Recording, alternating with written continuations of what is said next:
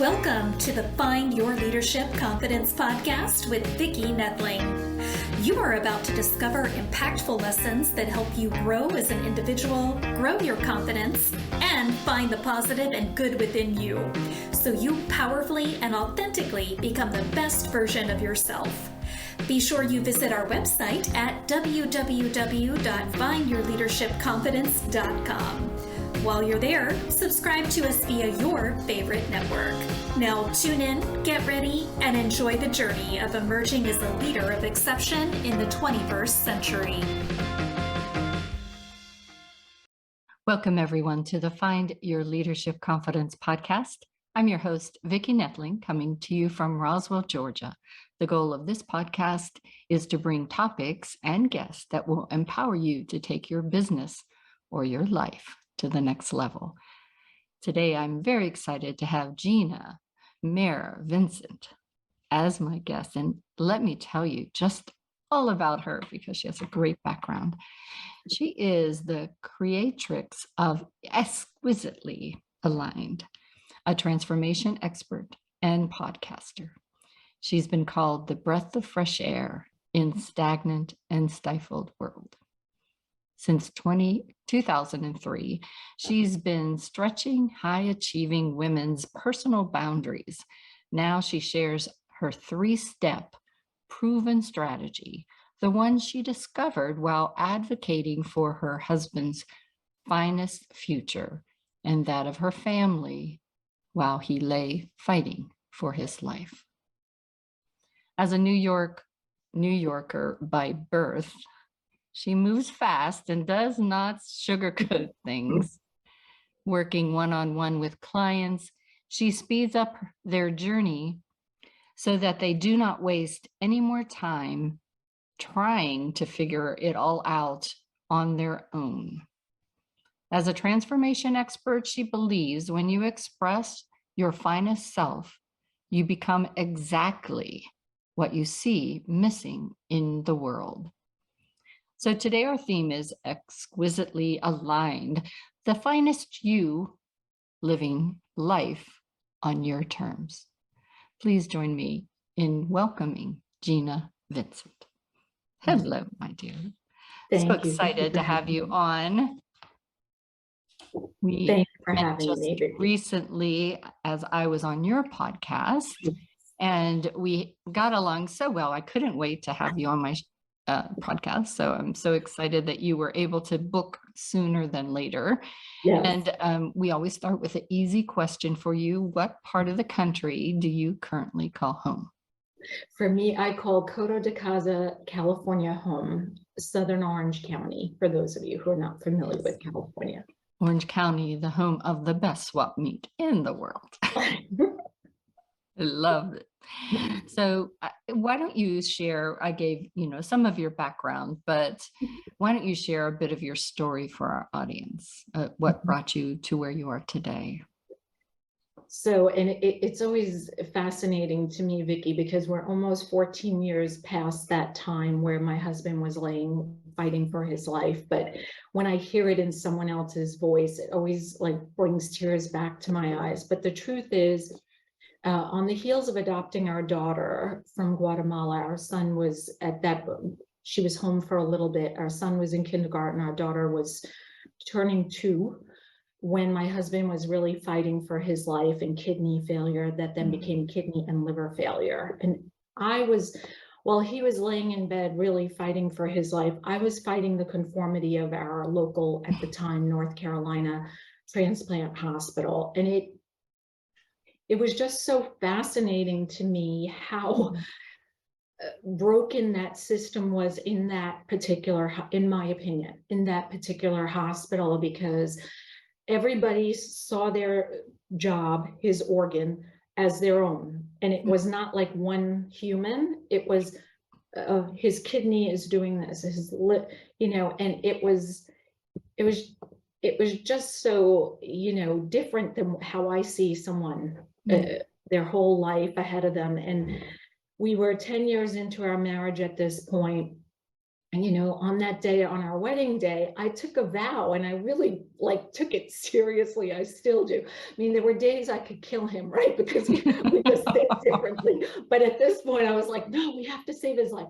And so the thing about it for me was, in essence, during that time, I saw the possibilities of his finest future. I saw him watching our daughter get on the kindergarten bus, and our son, getting off the bus to go on to middle school. And in my head, I even saw flashes of high school graduation, college, if they had kids, weddings, I had just so many flashes and excitement for him.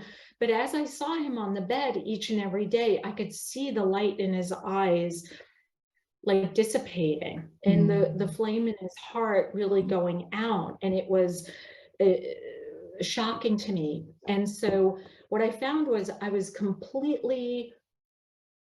supported by many people, lots of prayers, lots of family members stepping in, my family who was local. But I just felt alone as I was fighting this conformity. And I also felt out of my depth, because these were all men in white. I call them men in white. They were doctors. Yeah. And here comes Gina, this raging lunatic, this fiery New Yorker with her Italian hands screaming, and here I am in North Carolina, where you shouldn't be acting like that, because, but anyway, I just found that I needed to help other women. I work with a few brilliant men, wink, wink, but so they never feel alone and they never feel out of their depth. Bottom line is, I see the possibilities for everyone I meet, and they're usually different than what the person in front of me sees for them, because I think we sometimes can feel limited. Right. And so now hindsight, 14 years later, I see that going through that was a blessing, and I should finally say to you, my husband is alive and kicking. Yeah. And we are very fortunate. He received a kidney and a liver from a woman my age and my blood type, who, like I, was also an organ donor at the time. So, yeah. That's such a great story. And we'll continue to pray that he will see that daughter walk down the aisle and have babies. Yes. Thank you. So why do we find ourselves, though, seeking approval instead of just being our authentic selves? So that's something that fascinates me. I think always, even from a young age, I love people. I mean, I always enjoyed reading books and stuff, but for me, it's really connecting with humans, just the way I connected with you the first time I met you. I was like, oh man, this is great. It's a shame I don't live in Charlotte, because I could just be a few hours drive. I know. And you would get a knock on your door like, oh my gosh, she really did get in the car. But I find that we live in a world that begs us to conform. It from a young age, whether it be a school uniform, whether it be to walk like, talk like, be like our friends or whatever. I think we're asked to play roles and follow the rules. And I'm not talking about the stoplight and the stop signs. I mean, we need certain rules, right? But I'm talking about well, Gina, you're a woman of 54. At your age, you shouldn't wear red lipstick and false lashes. You know what I mean? And people do think that. Some people say that to me, but it's like, well, I like to have fun. But I find that we're so often tried to put in boxes. Just like when my husband was sick, they were trying to put him into these boxes of, oh, this is wrong. Well, let's look at the total picture. There's multiple organs that are having problems, and he's going downhill quickly. Can we get someone to come and step back instead of be so much in the trenches? I call it because of my fashion industry background, but I like to say it's the one size fits all paradigm or life or lifestyle, where we are asked to be something we may not, like the perfect, right? We're both moms. Yeah. What should a mother look like? well, the way I mother my children is very different. I'm not the one making the nice notes in the lunchbox. I'm like, okay, you figure out how to make your lunch. I'm going to teach you life skills. Yes. And, not that making the nice lunch with the note is not needed. It definitely is. But I had to pick and choose, especially while my husband was ill, which things I could do in the amount of time and energy that I had around me. But I do feel like if we fall into that energy of maybe the collective or society, let's say, of a woman of a certain age or a man should never, I don't know, cry in public or be so sensitive or whatever the belief. Stereotypical, Yes. I guess. Yeah. And when a couple things. So whenever you were talking about the red lipstick and everything, it took me way back to my childhood when we used to have family reunions at my grandma's house. And there were 200 people, and some were from that far off area of California. But I had a great aunt from Kalamazoo. Yeah. Yes. And so, first of all, I love saying where she was from. But second, she was probably at that time in her 70s, dyed her hair still black, and wore red lipstick and red fingernail polish. And always the older relatives always talked about Aunt Vi, Aunt Vi. And I thought Aunt Vi was the coolest dang thing going, because she was who she was, and she was cool with it, and she did not give a hoot about what anybody else thought. And I thought, and at that time I was always like worried about everything. My nickname at that time, I was tall, I grew fast, and so I was tall and flat, and my brothers and sisters called me Vic the Stick. And so I didn't have that self-confidence that now I promote so much. And I thought, if I could just be like Aunt Vi and not give a hell beans of her, what people think, that would be a great way to be. And so now you know me, I wear red lipstick, I dye my hair, and I don't care. But it gives us freedom, right? It's very, we now know why she was the way she was, or it still is. I don't want to speak. No, she's passed. Okay. Yes. But, I think the more of us who own who we are, and I'm not asking everybody to wear red lips, because then you and I would have a hard time finding it, right? That's exactly right. But like, to find what makes you happy when you pass a mirror, or when for me, it's like, my husband said, okay, I know you bought those false eyelashes for your sister's wedding. I don't know how many years ago. Are you going to wear them every day? And I was like, well, at first I just wanted to make sure I could glue them on properly. I decided that, I feel like I'm more awake when I wear them. When I pass the mirror, my eyes are more open. But I said, how they say wear clean underwear in case you get picked up by an ambulance or in an accident, Yes. Well, I said, I'll wear my clean underwear and make sure my lashes are on. So cool. Okay, so let's move on to what I have next. Again, this is how our interviews go, just so you know, those that are listening. And Gina and I will do more of these. But so why or how has your past, and this really kind of is a great synergy to what we were just saying, or a segue, is how has your past really influenced your present and potentially your future? Yeah, so the story about Mark, my husband, lying ill, and all of the things that I noticed in a very short period of time, which is, life is really short, it is really sweet, and we need to wake up with a smile on our face, just to be grateful that we're opening our eyes and having another experience, another day. So for me, fast forward, it's that experience made me realize and actualize and really form I want to say it's my legacy, because I like to think big, Vicki, so it goes. But that's where Exquisitely Aligned is really my passion. It's like my third child. Well, maybe my husband's my third, so my fourth, that's usually true. But it really, at the time, it was probably the hardest thing I've ever been through. And you sit and you wonder why now, on the heels of bringing home a child from another country.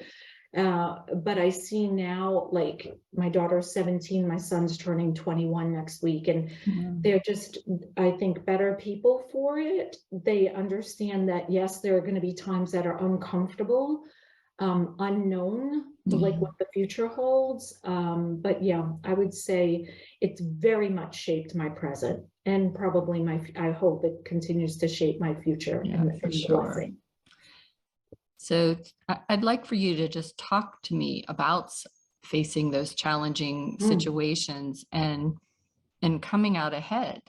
And you had that background of fashion, and I know the fashion industry cannot always be sweet to you. No. So how did that give you the strength to really persevere so much so? I'd like to say my life has been full of twists and turns. My nuclear family growing up, they always like, oh God, if it happens to anybody, it's always Gina. I don't understand, And at first it used to make me feel bad. Like, what is wrong with me that they're saying that? But now I realize it's really made me who I am, shaped who I am, how I see life, what I feel like I'm called to do. And I think for me so far, I found 2 invitations in life. I'm guessing there are more, but the 2 that I can think of are intimidating and intriguing, where you feel 50-50 about something. Somebody presents, hey, Vicki, I have this idea. You wanna, whatever the deal is. And then frightening and enlightening, which I would call, my husband becoming so deathly ill with me having 2 little kids in the house. And I think we have the opportunity to become enlightened by those, I want to say, hardships, those challenges, those moments when we feel like the rug is pulled from underneath us, when maybe we lose a job. Right now we have a car in the shop, ironically. That was our lunch conversation, was the part that's broken in the car might be worth as much as the car is now, because it's 10 years old. I have been there. Right? And so you're sitting there going, okay, this was not in our plans. We were not looking to buy a car anytime soon, because we don't drive very far to the beach and back, But it was like, those moments where we might lose a job, or a spouse comes to us and says, I'm unhappy, or worse, they come and say, I'm filing for a divorce. This is my decision. But I feel like it's up to us to really stay grounded in who we are. Like we were talking about the red lipstick, right? Right. And that freedom that we have to know that if I stay grounded, no matter what's blowing on around us, whatever chaos, we'll come out the other side, I like to think, enlightened. Yeah, for sure. And, I think it's that daily gratitude. Yeah. And we'll talk a little bit about your cards. Okay. But, it really does. I think so many people get so overwhelmed and tied up in life's everyday happenings that they forget that we do always say, breathe before you go out and speak, or breathe, before you make a decision. But I think people tend to just go. And I think with COVID, it showed us that there were a lot of benefits for having nothing to do, that being trapped in our homes actually in some ways were good for us to realize how taking a moment to think about things and appreciate things, especially as we saw so many of the people we loved ill or gone. And well, I always say, when we're having a bad day, just walk through the ICU and just peer into the rooms of who's there, their loved ones or not. And, you just, within seconds, you have a whole new perspective of like, oh yeah, the car, even if it is going to be like we have no car, we're down the car, it's not like it's fortunate, right? Like it puts things into perspective, I guess, is what I want to say. Yeah. And you have Uber and you have Right. Lyft. That's exactly what I told my husband. I said, I have a friend who they have a car, and then if there's an issue where they needed to, they use Uber. Yeah. That's exactly right. Yeah. It's much cheaper than a rental. Yes. Okay. So you have a blog and you talk about soul aligned decisions. Share more about how we can do this easily and quickly. So for me, I like the number 3 oftentimes, and I would say the first is, which we've tapped upon or talked about already, is seek approval from yourself. I think so often, even like, I'm going to date myself right now, but when I was a kid, we would go to the library or open the encyclopedia. Right nowadays, it's pick up your phone and Google it. If somebody at the table doesn't know, and we have the answer right away, or we have a map, and where is that city? Okay, there's the map. But I think so often we are taught to look outside of ourselves when really the answers are within us. We can't forget them like luggage. They can't be lost, dropped in the wrong destination.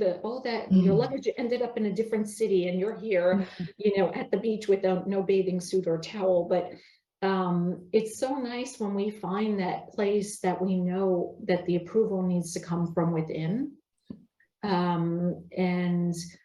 And we know that it's always with us, no matter where we go. And when we go outside, I call that crowdsourcing our confidence, because if I ask you your opinion, then I go ask my husband, my 20-year-old son, my 17-year-old daughter, my neighbor. Everybody has different experiences. My husband's been with me for nearly 24 years now, but he still doesn't know what happened to me the first 30 years of my life, right? Right. And he may not know what I'm thinking about for my future. So even though he's that intimately in my life, it's still different. And I'm not saying don't ask other people's opinions, but understand that each time you do that, it's like watering down your own opinion. The second thing is, I like to say, put your desires first. And I'm laughing as I say it, because I think as women, sometimes that's hard for us. We think of everyone else, even the neighbor's dog, before ourselves. And I think if we can start with, what do I truly desire? What do I value? What is it I want more of in my life? What is it I want less of in my life? I'll give you a quick couple of sentences. I was at a women's networking meeting the other day, and I'm sitting next to somebody I never met before, and we were going around networking over lunch, and she's like, the question was, what do you want more of in your life and business? And she said, new friends. And then she was like, oh, I'm sorry, like my friends are nice, but I want, more. Like, oh, be transparent. Like if they're not lifting you up and you feeling drained, then let's talk about this. And we had a great conversation. And I often repeat something Darren Hardy said a year ago on one of his podcasts, is that, if the people at your table are not bringing you brightness, change the people at your table, move to a different table. And I think that's, even it's everyone, our family, our friends. There are certain people that get between our ears that destroy all of the mindset that will bring us greatness and positivity. And even though you love them, sometimes you have to limit how much time you spend with them. Correct. And I love that when you said they get between your ears, because that whole, when they do get there, it's hard to get them, in my opinion, hard to get them out, even with my short hair. Do you know what I'm saying? It's like you hear that voice, or you sense that energy. So I love that visual that you just gave me. I'm writing it down. So the last one before rapid fire is, what do you wish you knew when you were 30? That's brilliant because, well, I'll say quickly, at 28, I was engaged to the wrong guy and had to call off that wedding. Oh, you did that. Yes. And at the end of my 29th year, I met my husband, and during my 30th year, I married him. So I married the right guy. But for me, I wish hindsight's always 20/20, right? But I wish that I could have told myself, or someone could have told me, you're going to be through like some wild rides, many twists and turns, and don't you worry, you'll never fall out of that roller coaster car. And at the end, you'll be living, your calling, your purpose. You'll be grateful for all the things. I think that's what I probably would have, but it would have been shocking to hear that too, I guess. Oh, sure. Yeah. When we're 20 and 30, we think we're bulletproof. And as I said, I truly believe that what we did in the past really helps to give us strength to do what we need to do in the future. Absolutely. Yeah. All right, for rapid fire. So what is your greatest accomplishment?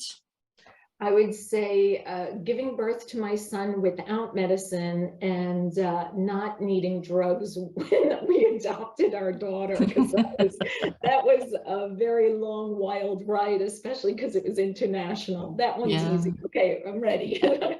And I have to say, both mine, no drugs. And I know good friends that went through what you did to adopt, and yes, definitely drugs or alcohol, I don't know, that's tedious time. It's a very tough time, but worth it in the end to get the gift. It's definitely worth it, but yes, it was a wild ride, to say the least.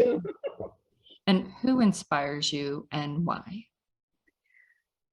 For me, oftentimes it's not a who, it's what inspires me. If I could change it a little bit, for me, it's being outside, being in the warmth of the sun, seeing the flowers, and I'm looking out the window, but seeing the beautiful things in nature, like just I try to eat my lunch outside when the weather is lovely, which I'm hoping in a few weeks I could tell you, Vicki, oh, I have your warm weather. Yes. I like to take breakfast, do my meditation, my morning practice outside. So for me, it's more connecting with the ocean and things like that. That makes my intuition, I want to say, stronger, that then I become inspired from within. Does that make sense? I mean, it is amazing how much you and I are aligned. I think we have the same mother. All right. So I'm waiting for the blonde hair, though, yes, we're the yin and the yang. I don't know, but it's all working. All right. So I loved your quote by Eleanor Roosevelt, who I think had many good quotes, but the future belongs to those who believe in the beauty of their dreams. So why is this so important to you? So I actually stenciled that in the foyer of our first home, Mark and I, because I really believe when we can connect with those dreams and desires, those inner feelings that only we know, like everything else just unfolds so naturally and beautifully, in better timing we could ever imagine, and might even look, I want to say, more vivid or vibrant or grander than what we ever dreamt, and that simple sentence for me just speaks volumes, because I've met some people who they have these big dreams, but they don't connect, I want to say, with them. They don't believe in them. And dreams are beautiful things. They are things we should always like, I like to talk about them with other people. Like, where are you now? What do you dream about? How can I help you get there? Oh, I read an article here, or you should be on her podcast, you two connect, or, I need to introduce you to this man I met on the elevator. Yeah. All these things, because I think the more people that are having their eyes open to help you achieve those beautiful dreams, like the faster they come to fruition. I Yeah. agree. I think the saddest thing growing up in the 60s and 70s was that, daydreamers, and Right. it was always belittled. And yet, whenever you got to work, they wanted you to be innovative and creative and brainstorm. And it's like, well, you sucked all that out of me. It's so true. I don't know if the blog is live yet, but I did a podcast, an entire episode on the healthy benefits of daydreaming, because I was teaching that years ago in a yoga class as the instructor. And I had a woman, start telling the class that when she was a child, she got punished for daydreaming by her mom. Then she finished the sentence to tell us her mom is now suffering with Alzheimer's. And I didn't get to say yet, but I said to her, well, you're going to like this information. Studies have proven that the more we daydream, the less likely we are to suffer with dementia, Alzheimer's. So I said to her, it's never too late to I love hot tea, a glass of water, even if it's a glass of wine in the yard or whatever, by the fireplace. Yeah. Just I know lots of people who love a bubble bath, or salt, what do you call it? Mineral salt. Yeah, but right. Just giving us those a minute, 5 minutes, 20 minutes, they're powerful. Yeah, for sure. Okay, so it is time now for me to share my screen. It's been so wonderful sharing time with Gina, but it's time for you guys to see how you can connect with her and her awesomeness. So here we go. For you that are just listening in, it is https://exquisitelyaligned.com. Again, exquisitelyaligned.com. You can find her on Facebook in a couple of places, Exquisitely Aligned or Gina Vincent 9. And then on LinkedIn, Exquisitely Aligned. And also she has a Gina Maier Vincent, so a personal LinkedIn. And then Instagram is Exquisitely Aligned. You can find her on Apple Podcast, Exquisitely Aligned. If you search that, you'll find it. And then YouTube, same thing, Exquisitely Aligned. I'll let her talk to you a little bit about what you can find when you go to her exquisitelyaligned.com website. Thank you, Vicki. So on my website, I'd love for you to play around. You can look at podcasts. There are articles I have written that have been published. Under the For You tab, there are some meditations from my passion for meditation and all things yoga, as well as a free ebook. And the other thing the podcast is on there as well. But I'd love to offer you, if you're interested, Purpose, Possibilities, and Prosecco. It's a 2-hour transformation, and you can reach me at any of the links that Vicki has already told you about to hear more about that. So thank you very much, Vicki. I appreciate it. Well, you can't really shy away from Prosecco, too. Of course not. Another reason I do for my anti-aging business, whenever I bring people in to try all the samples of my stuff, we have wine and wrinkles. And Prosecco is one of those wines. Yes, I love that. Oh my gosh, that is so fun. See, Yes. we do need to be around the corner. I know, for on the sure. West Coast now, so I just have to fly to see my friends in California. Yeah. All right, so for those of you that have been watching, just as a reminder again, to go to exquisitelyaligned.com to find out more about Gina and take advantage of those gifts that she's just mentioned. And as always, I remind you that life is a journey and it's up to you to enjoy the ride. This is Vicki Nettling signing off. Thank you for tuning into the Find Your Leadership Confidence podcast with Vicki Netling, where we share impactful lessons that help you grow as an individual, grow your confidence, and find the positive and good within you so you powerfully and authentically become the best version of yourself. Remember to visit our website at www.findyourleadershipconfidence.com and enjoy even more great episodes like this one. Again, while you're here, subscribe to us via your favorite network. We look forward to seeing you next time on the Find Your Leadership Confidence podcast.